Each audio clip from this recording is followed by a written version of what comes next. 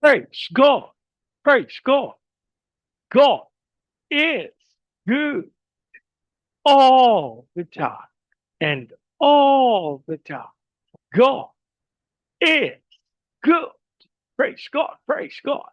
Isang mapagpalang araw sa bawat isa. Sa pagkakataong ito, tayo po ay dudulog, lalapit sa ating Diyos na buhay ng may pananampalataya na kung saan may dalawa o tatlo na nagkatipon sa kanyang ngalan. Naroon siya sa kanilang kalagitnaan. Sa araw na ito, tayo po ay dudulog sa Panginoon sa ngalan ng bayan ng Cagdianaw sa probinsya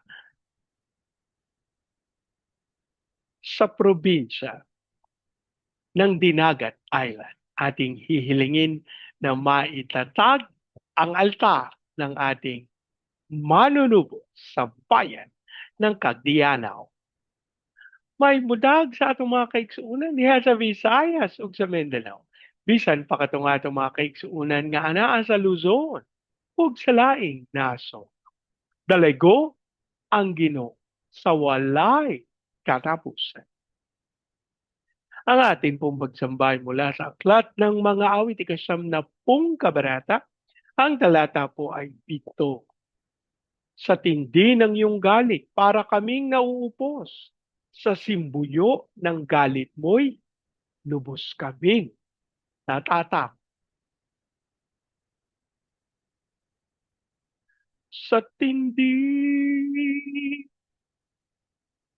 ng iyong galit, para kaming nauupo. Sa simbuyo ng galit mo'y lubos kaming natatakot. Sa tindi ng iyong galit, para kaming nauupo.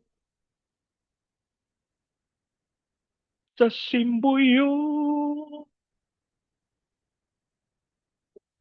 ng galit mo, lubos kami natatakot. Ama naming Diyos na makapangyarihan sa lahat, kami po'y nagpapasalamat sa pagkakataon na minsan pang makadulog at makalapit sa iyong banal na harapan. Ama, kami po'y nagpapakumbaba, humihingi ng tawad sa lahat naming pagkakasal.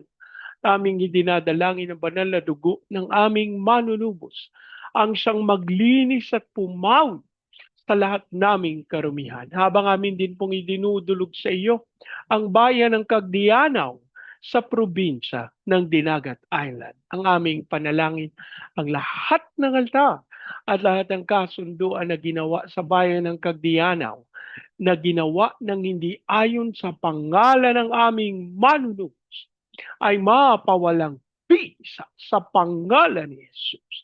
At sa pangunguna ng iyong Santong Espiritu, maitalaga ang altar ng aming manunubos sa bayan ng Cagdianaw.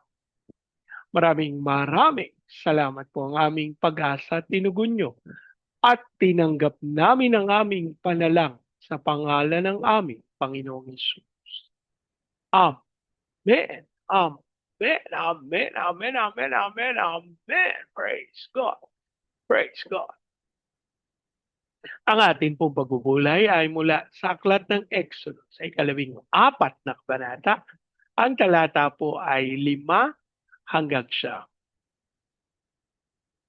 Nang makarating sa Paraon ang balita tungkol sa pag-alis ng mga Israelita, nagbago siya ng isip, pati ang kanyang mga tauhan. Sinabi nila, bakit natin pinayagang umalis sa mga Israelita?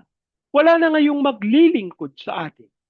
Pinahanda ng paraon ang kanyang mga karwahing pandigma at ang kanyang mga kawal. Ang dala nila'y 600 pangunahing karwahing pandigma, kasama rin ang lahat ng karwahe sa buong Ehipto.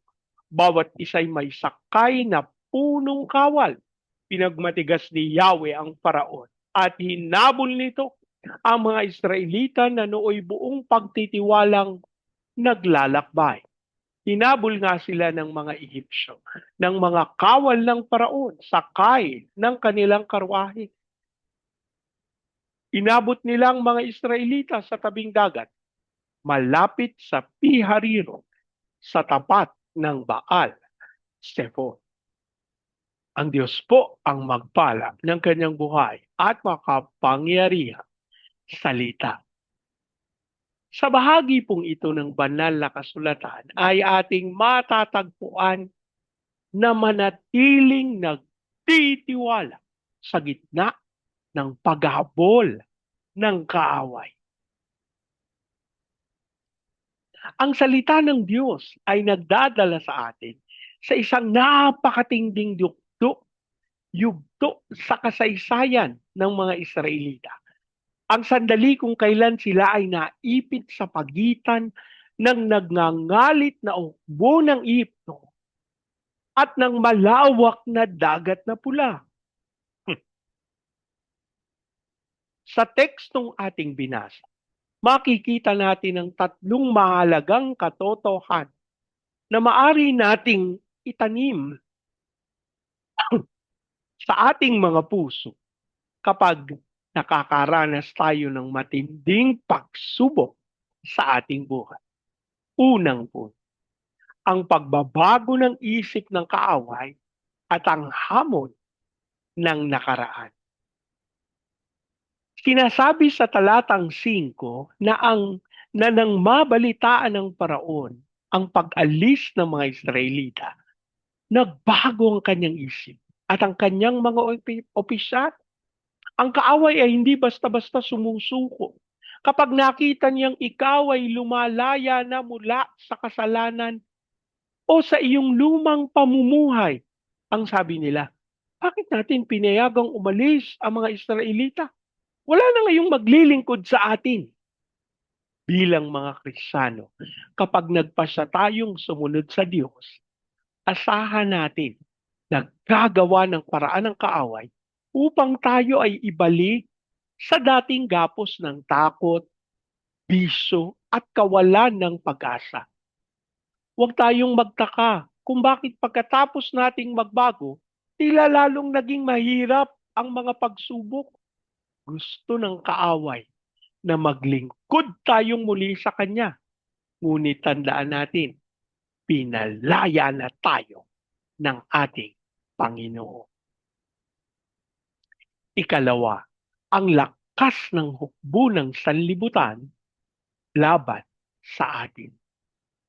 Ipinakikita ng talata 6 at 7 kung paano inihanda ng paraon ang kanyang 600 pinakamahuhusay na karwahing pandigma kasama ang buong hukbo ng Ehipto. Sa ating paningin, ang mga problema natin ngayon ay tila parang 600 karwahe ng paraon. Napakalaki, napakabilis, napakalakas. Maaring ito ay mabigat na karamdaman, matinding krisis sa pananalapi, o pagkawasak ng relasyon sa pamilya. Ang takot ay natural na pumapasok kapag nakikita natin ang lakas ng humahabol sa atin. Subalit ang mga karwahing ito ay gawa lamang ng tao. Ang lakas ng sanlibutan ay may hangganan. Ngunit ang kapangyarihan ng Diyos na ating pinaglilingkuran ay walang katapusan. Ikatlo, ang pagpipino ng ating pananampalataya sa gitna ng krisis.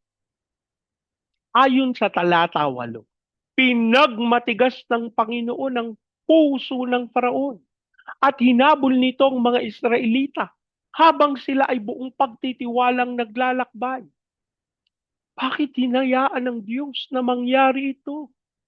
Hinahayaan niya tayo upang maipakita ang kanyang dakilang kapangyarihan, upang mapatunayan kung gaano katatag ang tiwala ng kanyang bayan. Inabutan sila ng mga Ehipsyo sa tabing dagat, malapit sa Pi-hahiroth, isang dulo ng dagat, ang isang dulo ay hukbo, wala nang matatakbuhan. Ngunit dito nagpakita ng himala ang Diyos kung nasaan ang dulo ng kakayahan ng tao. Doon nagsisimula ang kapangyarihan ng may kapal. Ang dagat na tila harang ay magiging daan ng kaligtasan, at ang karwahing humahabol ay lulunurin ng kanyang hustisya at kapangyarihan. Mga kapatid, kung ikaw ay nakakaramdam na tila hinahabol ng iyong nakaraan, ng iyong mga utang, o ng mga kabiguan ngayon, huwag kang matakot. Ang Diyos na nagpalaya sa iyo ay siya ring Diyos na magtatanggol sa iyo hanggang sa huli. Manatili kang nagtitiwala. Pagpatuloy ka sa paglalakbay na may pananampalataya. Huwag mong kalilimutan na ang laban ay hindi sa iyo, kundi sa Panginoon. Tawagin natin ang kanyang pangalan at asahan ang kanyang pagkilos. Sa kanya ang lahat ng kapurihan at kalwalhatian. Manalangin tayo. Ama naming Diyos na makapangyarihan sa lahat, kami po'y nagpapasalamat sa patuloy na pagpapaalala sa amin ng katotohanan ng inyong pagsama at pangunguna. Kami po'y humihingi ng tawad sa mga pagkakataon na kami po ay nagduda sa kadahilan ng iniisip namin na ubos na ang aming lakas at wala na kaming kakayahan upang magpatuloy. Sa pagkakataong ito, kami po'y nagpapakumbaba at dumadalangin sa iyo. Iabot sa amin, Ama, ang iyong kakayahan. Hayaan mong aming maranasan ang iyong pagsama, ang iyong kadakilaan. At sa pangalan ni Jesus, kami po'y nananalig na ang mga pagsubok na iyong pinahihintulutan ay bahagi ng kapamaraanan upang kami maging matatag at magtagumpay sa kinabukasan. Ama, amin din pong idinudulog sa iyo ang bayan ng Cagdianaw sa probinsya ng Dinagat Island. Dasal namin ang katawan ng aming Panginoong Hesukristo sa bayan ng Cagdianaw ay tunay na magkaroon ng unawaan, papakumbaba, pagkakaisa, pag-ibig. Hayaan mong itong maging dahilan upang ang Santong Espiritu ay magtatag ng altar ng aming Panginoong Hesukristo sa bayan ng Cagdianaw. At itong maging dahilan kung bakit lumaloy ang iyong kapangyarihan. We declare the fire of revival. At ayan mong maranasan po ito